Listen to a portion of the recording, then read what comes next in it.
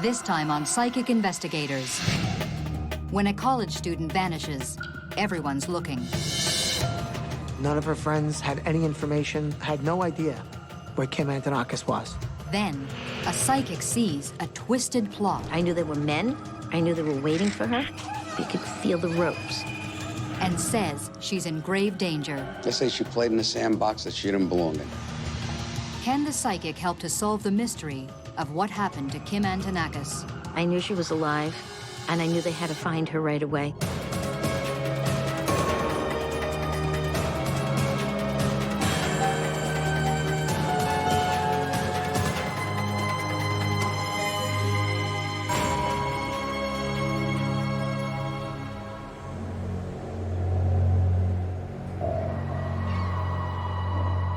Brooklyn, New York. In 1995, the borough suffers more than its fair share of the city's long tradition of crime and violence. A place where sometimes innocent people get hurt. It's nearly 4 a.m. on March 1st. After a night out in Manhattan, 20-year-old college student Kim Antonakos drops her friend, Liz Pace, at her apartment in Canarsie. Then drives a few blocks to her own apartment. Later that day, Kim's dad gets a call. Kim is a no-show at her part-time job. It's totally out of character. Tommy Antonakos immediately calls Kim's friends. No one has seen her. Tommy came into the precinct shortly after not being able to get in contact with his daughter. I think it was about a day. And he had come into the 69th precinct in Canarsie to make a missing persons report. Generally, the police wait 24 hours to investigate a missing person. But this time, they move fast. I don't know, something just said, run with this one. I don't have a good feeling about this case. Detective Phil Turcola is on duty that day. I reported to the missing persons squad, and I started to open up a case and investigate this myself. Pretty and vivacious, Kim is popular and has a wide circle of friends. An only child, her parents are divorced. Her father, a successful businessman, lives close by. Her mother, in Florida. Kimberly was a sweet girl, but naive. She had a little fire. She was a lot of fun.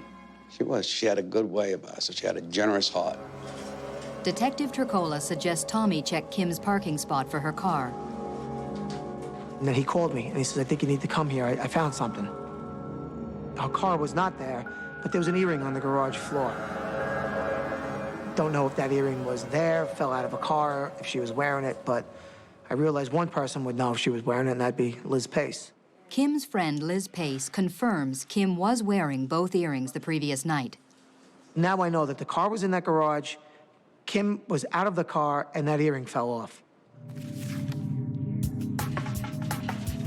I knew she was a victim of a crime. There was no doubt in my mind. The detective's first thought is that Kim may have been carjacked. I immediately put an alarm out over the NYPD's internal computer system, describing her to be on the lookout. I got in contact with the Aviation Bureau, and I asked them to look at the spots where cars are normally dumped. Oh, we were out there, nonstop. I guess the adrenaline kicks in. Sleep don't matter. I live on Long Island. Every night that I left Canarsie, I drive through parts of East New York, which are known auto stripping parts. People steal cars, auto strip them, and dump them. Cars are recovered all the time in certain desolate parts of Brooklyn. But Detective Turcola finds nothing. Later that day, when Kim's father arrives home, his answering machine is flashing. But there are no messages. Curiously, someone has phoned and hung up twice. The police check morgues and hospitals. Nothing. They speak to Kim's friends and neighbors and to the couple staying at Kim's place, Joshua Torres and April Dedali. None of her friends had any information, had no idea where Kim Antonakos was.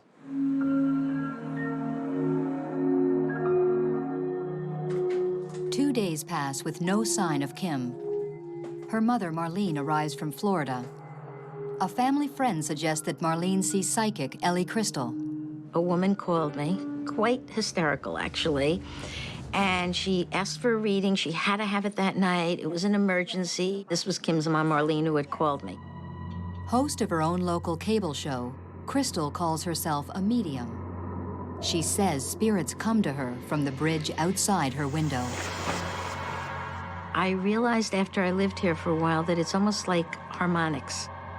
The two end posts are like tuning forks, and the cables represent the harmonics. Spirits seem to be very drawn and attracted to the bridge, and it just kind of became like a dimensional doorway for me.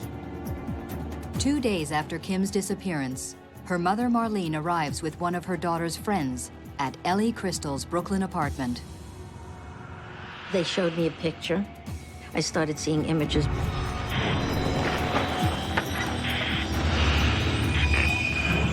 I knew she was alive, and I knew they had to find her right away.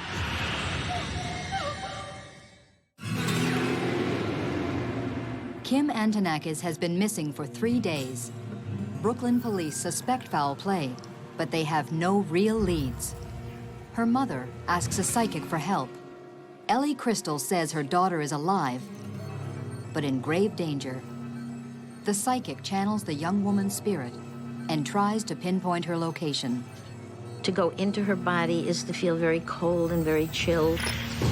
Her whole energy was very weak and fading.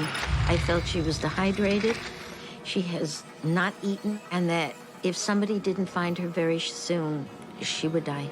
Ellie Crystal says she can see what the police already suspect, that Kimberly has been abducted. I feel that she made an attempt to escape, but they got her. So you could feel that, you know, she had been taken as a prisoner. You could feel the ropes. And there was definitely this feeling of being tied up. I also felt that whoever was involved in this abduction knew her very well. I knew they were men. I knew they were waiting for her.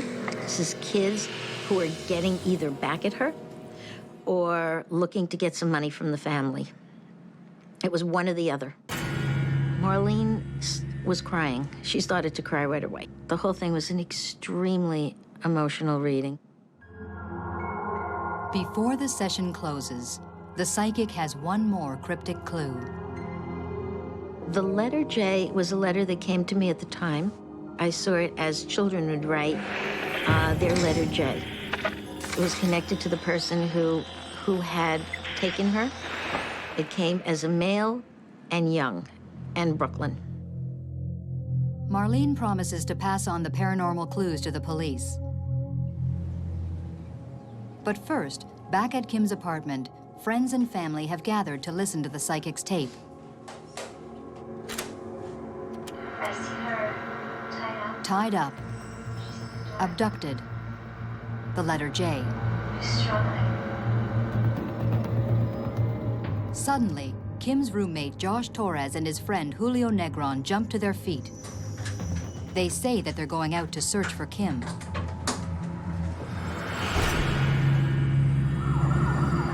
At 3 that morning, a fire crew responds to a fire in an empty house on 86th Avenue in Woodhaven, Queens.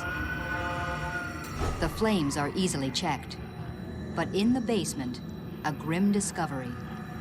A half-charred human body. The long hair suggests it's a woman. There was a remnants of a chair. The body was burnt beyond recognition. Queens homicide detective Louis Pia was assigned to the case. She had no shoes on.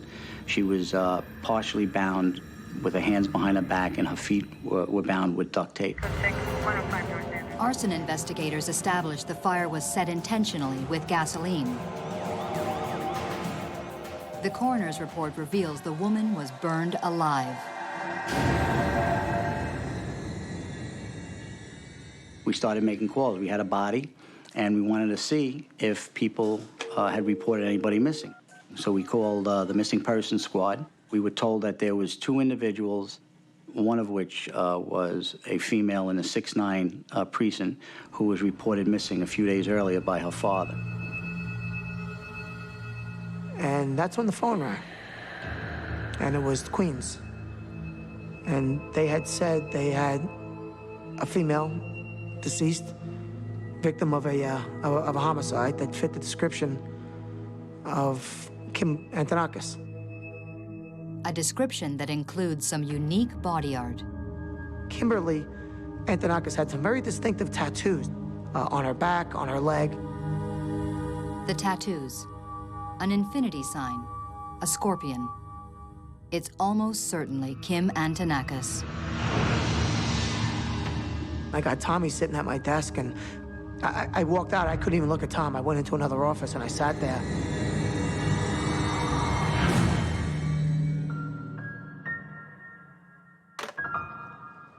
My week came to a screeching halt.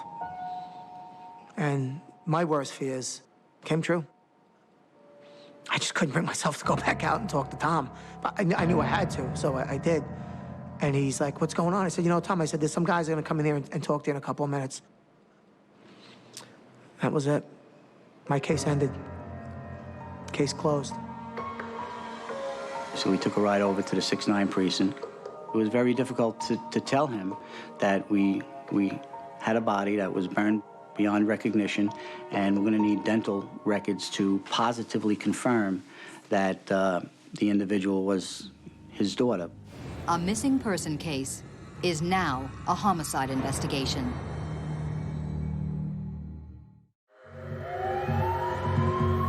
A 21-year-old New York woman missing for 3 days has been found dead, burned alive.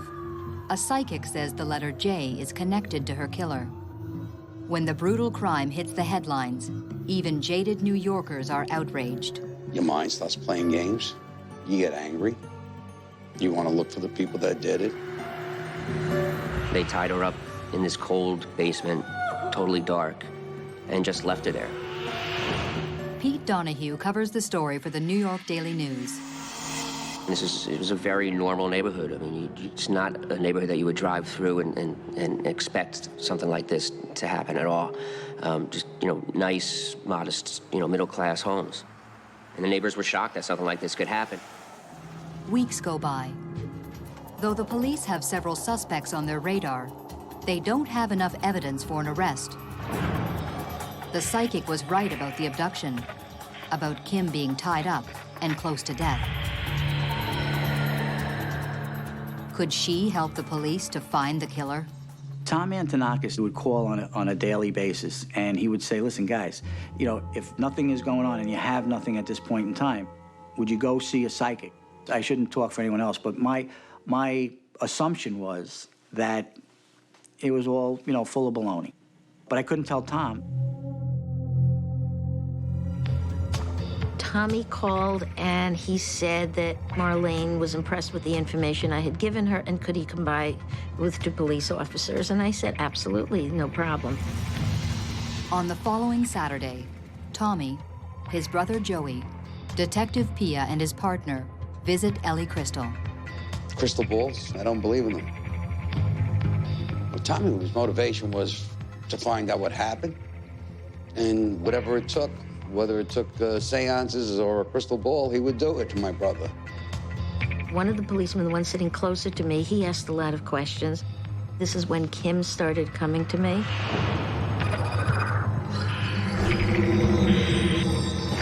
She told us that there were 4 individuals involved in the homicide.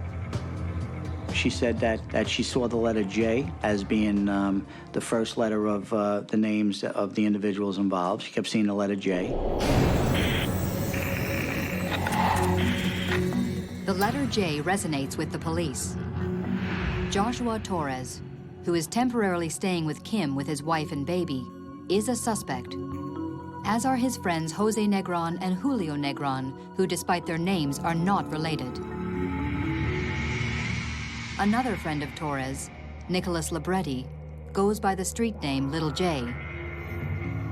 4 suspects, 4 men whose names start with J, one of whom was living in Kim's apartment.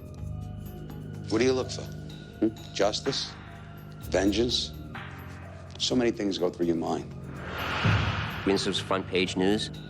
It was shocking and puzzling, and it was very difficult for people to come to grips with what happened. People were petrified. They didn't know, who was walking down their sidewalk in the middle of the night, Despite the psychic's clues, it seems the police are no closer to closing the murder case. Weeks, then months pass. Then, on September 6, 1995, 6 months after Kim Antonakos disappeared, the police catch a major break. Friends of Joshua Torres, the guy who was temporarily staying at Kim's apartment, say he's been bragging about her murder. And I got a call from the detective, and he basically said to me, listen, I got this girl and guy in here, and they're alleging that this guy, Joshua Torres, confessing that he burned Kimberly Antonakos, abducted her for a ransom, and so on, and gave all the particulars. From that point on, the investigation started to go full force. First, the police bring Joshua's friend Julio Negron in for questioning, and he eventually cracks. We interviewed him at great length, and he actually confessed, and he agreed to cooperate with the district attorney's office. And then from there, we went and we grabbed Joshua and Nick Libretti simultaneously on the same day. Torres, the roommate, denies everything. But Nick Libretti, faced with Julio Negron's confession, also cracks. Between them, they reveal a kidnapping scheme that went very, very wrong. All they had to do was just ask. We both would have gave anything to have her back.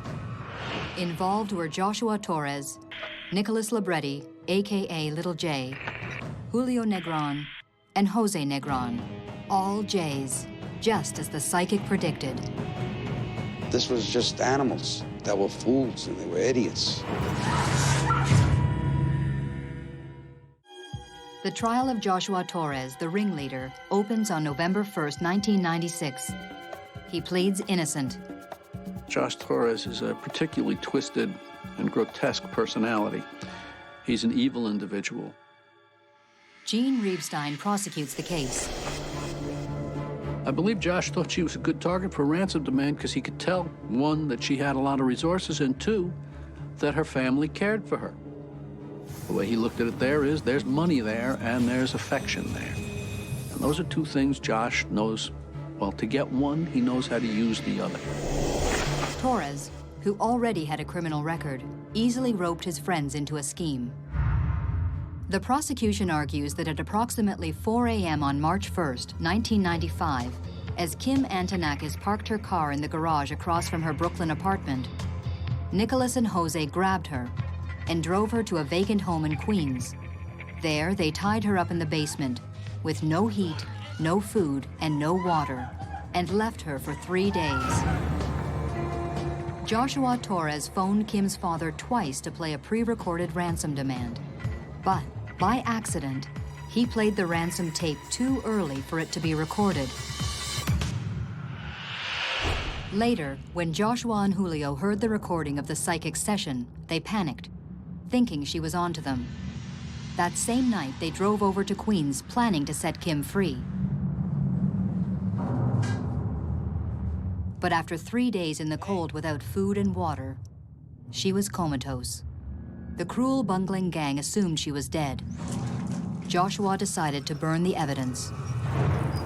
These guys, Torres and Libretti, had absolutely no remorse. I mean, you got the sense that they just looked like at other people like bugs. You know, they had no feeling, they had no sense of value of life. The jury hears that just as Joshua Torres lit the fatal match, he whispered to Kim, "Life sucks."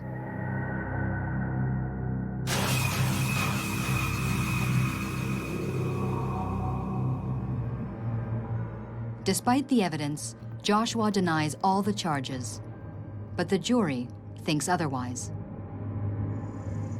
And Tommy said he didn't want the death penalty for these guys. He wanted them to suffer as long as possible. And he should rot in jail for the rest of his life, and he should never come out.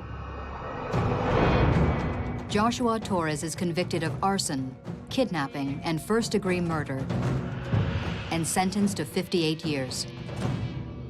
As for Nicholas Libretti, or Little J, he's also sentenced to 58 years, but dies in prison of AIDS less than 2 years later. A year later, in November 1996, Julio Negron is sentenced to 6 years as an accessory because he did nothing to stop the crime. Jose Negron never gets to trial, as in June 1995, he was gunned down on a street in Queens. From the beginning, the psychic seemed to key in so clearly to Kim and her killers. One of the things from Ellie's reading that I was present at that was astonishing was that she was right on the money with the letter J. I mean, you had Joshua, you had Julio, you had Jose Negron, okay? And you also had an individual that we were looking at in the investigation that was known as Little J. I think there are psychics out there that are good at what they do. I think they do have that extra sense. It's kind of like an enhanced gut feeling. The last time I saw Tommy, he told me that everything had been taken care of. There was a feeling with Tommy of completion, that whatever this whole scenario was that involved his daughter's kidnapping and murder and the capturing of the criminals, it had come to a conclusion already. It was over. After that, I knew I wasn't going to see Tommy again.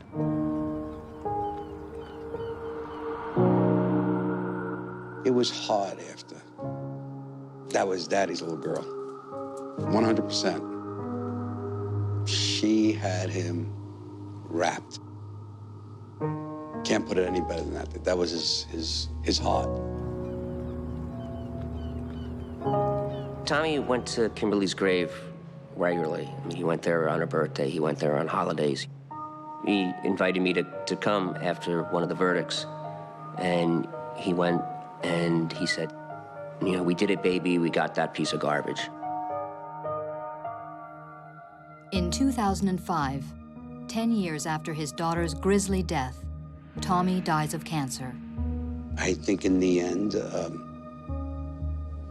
he felt he had nothing to live for. He died of a broken heart.